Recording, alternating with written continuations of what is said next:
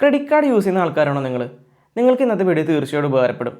നമ്മൾ പ്രോപ്പറായിട്ട് എന്നാണ് ക്രെഡിറ്റ് കാർഡ് ബില്ല് അടയ്ക്കേണ്ടത്, അതുപോലെ തന്നെ ക്രെഡിറ്റ് കാർഡ് ബില്ല് അടയ്ക്കാണ്ട് വന്ന ലേറ്റ് പേയ്മെൻറ്റ് വന്നു കഴിഞ്ഞാൽ എന്തൊക്കെയാണ് നമ്മുടെ സിബിൽ സ്കോറിൽ ബാധിക്കുക, ഇനി തിരിച്ച് നമുക്ക് എങ്ങനെയാണ് നല്ലൊരു സിബിൽ സ്കോറിലേക്ക് വരിക, ഇത്തരത്തിലുള്ള ടോപ്പിക്കാണ് ഇന്നത്തെ വീഡിയോയിൽ നമ്മൾ ഡിസ്കസ് ചെയ്യുന്നത്. ഒരു ക്രെഡിറ്റ് കാർഡിന് 3 പ്രധാനപ്പെട്ട ഡേറ്റുകളാണ് മെയിൻലി വരുന്നത്.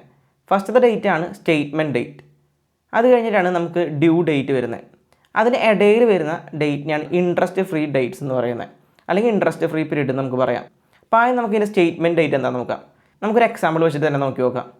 സ്റ്റേറ്റ്മെൻറ്റ് ഡേറ്റ് എന്ന് പറയുന്നത്, ഞാനിപ്പോൾ ICICI ബാങ്കിൻ്റെ ഒരു കാർഡ് എടുത്തിട്ടുണ്ട്, ആമസോൺ കാർഡ്.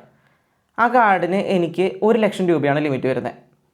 ഞാൻ ഈ മന്ത് 30,000 രൂപയാണ് ആ കാർഡ് വഴി സ്പെൻഡ് ചെയ്തത്. അപ്പോൾ എൻ്റെ സ്റ്റേറ്റ്മെൻറ്റ് ഡേറ്റിൽ എനിക്ക് 30,000 രൂപ ബില്ല് അടയ്ക്കണം എന്ന് പറഞ്ഞിട്ട് സ്റ്റേറ്റ്മെൻറ്റ് വന്നു.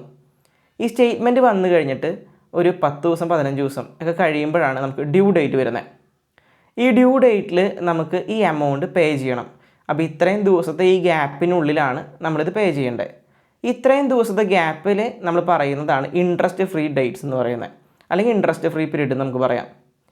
അപ്പോൾ ആദ്യം വന്ന സ്റ്റേറ്റ്മെൻറ്റ് ഡേറ്റിൽ നമുക്ക് വന്ന എമൗണ്ടാണ് നമ്മൾ ബിൽ ഡേറ്റിൽ അടയ്ക്കേണ്ടത്.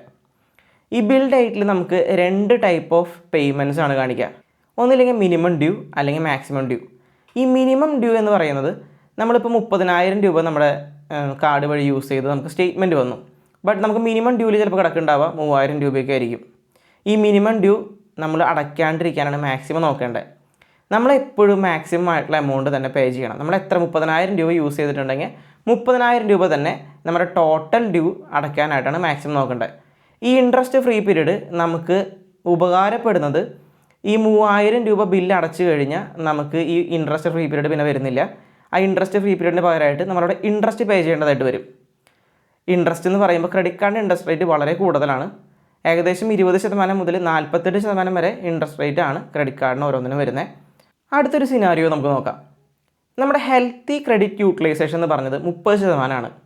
അപ്പോൾ എനിക്ക് 1 ലക്ഷം രൂപ ലിമിറ്റ് ഉണ്ട്. ഞാനതിൽ 30,000 രൂപ യൂസ് ചെയ്ത് കഴിഞ്ഞാൽ അതൊരു ഹെൽത്തി ആയിട്ടുള്ള ക്രെഡിറ്റ് യൂട്ടിലൈസേഷനാണ്. ബട്ട് ചില സമയങ്ങളിലൊക്കെ നമുക്ക് ചിലപ്പോൾ 50,000 രൂപയുടെ പ്രൊഡക്റ്റൊക്കെ എടുക്കേണ്ടി വരും. അങ്ങനത്തെ സാഹചര്യത്തിൽ നമ്മൾ 50,000 രൂപ യൂസ് ചെയ്ത് കഴിഞ്ഞ് കഴിഞ്ഞാൽ നമ്മുടെ സ്റ്റേറ്റ്മെൻറ്റ് ജനറേഷൻ ഡേറ്റിനേക്കാൾ മുമ്പ് നമ്മൾ ഈ 50,000-ൽ 20,000 രൂപ ഓൾറെഡി പേയ്മെൻറ്റ് ചെയ്ത് കഴിഞ്ഞാൽ സിബിലിൽ നമുക്ക് റിപ്പോർട്ട് ചെയ്യുമ്പോൾ നമ്മൾ 30,000 രൂപയുടെ പേയ്മെൻറ്റ് ഇവിടെ കാണിക്കുള്ളൂ. ടോട്ടൽ 50,000 രൂപയിൽ 20,000 രൂപ ഞാൻ നേരത്തെ കൂട്ടി തന്നെ പേയ്മെൻറ്റ് ചെയ്തു. ബാക്കി വരുന്ന 30,000 രൂപയാണ് സ്റ്റേറ്റ്മെൻറ്റിൽ കാണിക്കുക. അങ്ങനെ വരുമ്പോൾ ഏറ്റവും വലിയ ബെനിഫിറ്റ് എന്ന് വെച്ചാൽ നമ്മുടെ യൂട്ടിലൈസേഷനും കറക്റ്റ് ആവുകയും ചെയ്യും, നമുക്ക് ആവശ്യമുള്ള ട്രാൻസാക്ഷൻ അവിടെ നടക്കുകയും ചെയ്യുന്നു. അപ്പോൾ മാക്സിമം നമ്മൾ സ്റ്റേറ്റ്മെൻറ്റ് ഡേറ്റിനേക്കാൾ മുമ്പ് നമ്മുടെ യൂട്ടിലൈസേഷൻ 30%-ലാക്കാനായിട്ട് മാക്സിമം നോക്കുക. എന്നാണ് ശരിക്കും നമ്മുടെ ക്രെഡിറ്റ് കാർഡ് ബില്ല് അടയ്ക്കേണ്ട ഡേറ്റ്.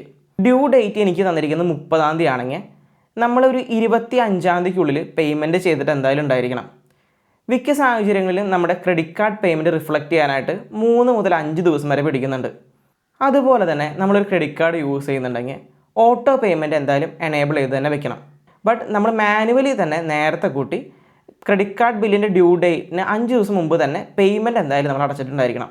ഒരു വട്ടമെങ്കിലും നേരത്തെ പേയ്മെൻറ്റ് ചെയ്യാനായിട്ട് മറന്നു പോയി കഴിഞ്ഞാൽ നമ്മുടെ അക്കൗണ്ടിൽ നിന്ന് ഡയറക്റ്റ്ലി നമ്മുടെ ക്രെഡിറ്റ് കാർഡിലേക്ക് പോകാനായിട്ടുള്ള ഓട്ടോ പേയ്മെൻറ്റ് എനേബിൾ ചെയ്തിടാം. നമുക്ക് ലേറ്റ് പേയ്മെൻറ്റ് വന്നു എന്ന് വിചാരിക്കുക. നമ്മൾ എല്ലാ പ്രാവശ്യം ബില്ലടയ്ക്കുന്ന കൂട്ടത്തിൽ ഒരു പ്രാവശ്യം നമ്മൾ അടയ്ക്കാനായിട്ട് മറന്നുപോയി. ലേറ്റ് പേയ്മെൻറ്റ് വന്നു കഴിഞ്ഞാൽ ലേറ്റ് പേയ്മെൻറ്റ് ചാർജസ് ആയി തന്നെ പിടിക്കുന്നതായിരിക്കും. 1,000 രൂപ മുതൽ 3,000 രൂപ വരെയൊക്കെ ചാർജസ് വരുന്നതായിരിക്കും. അതുപോലെ തന്നെ നമ്മുടെ സിബിൽ സ്കോറിൽ ഇത് റിഫ്ലക്റ്റ് ചെയ്യുകയും ചെയ്യും. സിബിൽ സ്കോറിൽ ഇത് റിഫ്ലക്റ്റ് ചെയ്ത് കഴിഞ്ഞാൽ ഒരു 750 സിബിൽ സ്കോറുള്ള ആളാണെങ്കിൽ ഒറ്റയടിക്ക് ചിലപ്പോൾ 100 പോയിൻ്റൊക്കെയാണ് അടിയിലേക്ക് പോവുക. അപ്പോൾ 650 പോയിൻറ്റിലേക്കൊക്കെ എത്തും. ഇങ്ങനത്തെ ഒരു സാഹചര്യത്തിൽ നമുക്ക് തിരിച്ച് ഈ ഒരു 750 സിബിൽ സ്കോറിലേക്ക് ആക്കാനായിട്ട് വരുന്നൊരു മാർഗ്ഗം എന്ന് പറയുന്നത്, പിന്നെ ഒറ്റ ഡിഫോൾട്ട് പേയ്മെൻറ്റ് ഉണ്ടാക്കാതിരിക്കാനായിട്ട് മാക്സിമം നോക്കുക. അതുപോലെ തന്നെ ഒരു FD ക്രെഡിറ്റ് കാർഡോ അല്ലെങ്കിൽ സെക്യൂർ ആയിട്ടുള്ള ലോണും കൂടിയും നമ്മൾ എടുത്തു കഴിഞ്ഞാൽ നമ്മുടെ സിബിൽ സ്കോർ കുറച്ചും കൂടി ബെറ്ററായിട്ട് ബിൽഡ് ചെയ്യാൻ അല്ലെങ്കിൽ ഫാസ്റ്റായിട്ട് ബിൽഡ് ചെയ്യാനായിട്ട് ഒരു ഓപ്ഷനാണ്. ഒരു വർഷമെങ്കിലും ചിലപ്പോൾ നമുക്ക് പിടിക്കും ഒരു 650 എന്നുള്ള സ്കോർ 750-ലേക്ക് തിരിച്ചെത്താനായിട്ട്. യൂട്ടിലൈസേഷനും സെക്യൂർ ആയിട്ടുള്ള ലോണും കൂടി ഉണ്ടെങ്കിൽ കുറച്ചും കൂടി ഫാസ്റ്ററും ആൻഡ് ബെറ്ററായിട്ട് തന്നെ നമ്മുടെ സിബിൽ സ്കോർ ബിൽഡ് ചെയ്തെടുക്കാനായിട്ട് പറ്റും. ഇന്നത്തെ വീഡിയോയിൽ അപ്പോൾ നമ്മൾ പറഞ്ഞിരിക്കുന്ന കാര്യം, ഒരു ക്രെഡിറ്റ് കാർഡ് ഉണ്ടെങ്കിൽ എന്തൊക്കെ കാര്യങ്ങൾ ശ്രദ്ധിക്കണം. ഇനി നിങ്ങൾക്ക് കുറേ അധികം ക്രെഡിറ്റ് കാർഡ്സ് ഉണ്ടെങ്കിൽ ക്രെഡ് എന്ന പ്ലാറ്റ്ഫോം ഞാൻ പരിചയപ്പെടുത്തുന്നുണ്ട്. ആ ഒരു പ്ലാറ്റ്ഫോമിൽ നമ്മൾ നമ്മുടെ കാർഡ് ആഡ് ചെയ്തിട്ട് കഴിഞ്ഞാൽ നമുക്ക് ഓവറോൾ എല്ലാ കാർഡിൻ്റെയും സ്റ്റേറ്റ്മെൻറ്റും അതുപോലെ തന്നെ എത്ര ഡ്യൂ എമൗണ്ട് ആണ് വരുന്നത്, എന്നാണ് ഡ്യൂ ഡേറ്റ് വരുന്നത് എന്നുള്ള കാര്യമൊക്കെ കുറച്ചും കൂടി ബെറ്ററായിട്ട് അറിയാനായിട്ടുള്ള ഓപ്ഷൻ വരുന്നുണ്ട്. അതുപോലെ തന്നെ ചെക്ക് എന്ന് പറഞ്ഞ പ്ലാറ്റ്ഫോംസ് ഒക്കെ ഉണ്ട്. അങ്ങനെ കുറേ പ്ലാറ്റ്ഫോംസ് വരുന്നുണ്ട്. ഞാൻ പേഴ്സണലി യൂസ് ചെയ്യുന്നത് ക്രെഡിറ്റ് എന്ന പ്ലാറ്റ്ഫോമാണ്. പ്ലാറ്റ്ഫോം വഴി തന്നെ നമുക്ക് ക്രെഡിറ്റ് കാർഡ് ബിൽ പേയ്മെൻ്റ് ഒക്കെ ചെയ്യാൻ പറ്റും. ബട്ട് ഇപ്പോൾ ക്യാഷ് ബാക്ക് ഒന്നും കറൻ്റ് തരുന്നില്ല. എല്ലാ ക്രെഡിറ്റ് കാർഡ്സും ട്രാക്ക് ചെയ്യാനായിട്ട് പറ്റിയ നല്ലൊരു ആപ്ലിക്കേഷൻ തന്നെയാണ് ക്രെഡ്. ഇന്നത്തെ ഈ ടോപ്പിക്ക് എല്ലാവർക്കും ഇഷ്ടപ്പെട്ടു എന്ന് വിചാരിക്കുന്നു. എന്തെങ്കിലും സംശയങ്ങളുണ്ടെങ്കിൽ തീർച്ചയായിട്ടും കമൻറ്റ് സെക്ഷനിൽ കമൻറ്റ് ചെയ്യുക. ചാനൽ ഒന്ന് സബ്സ്ക്രൈബ് ചെയ്ത് സപ്പോർട്ട് ചെയ്യുക.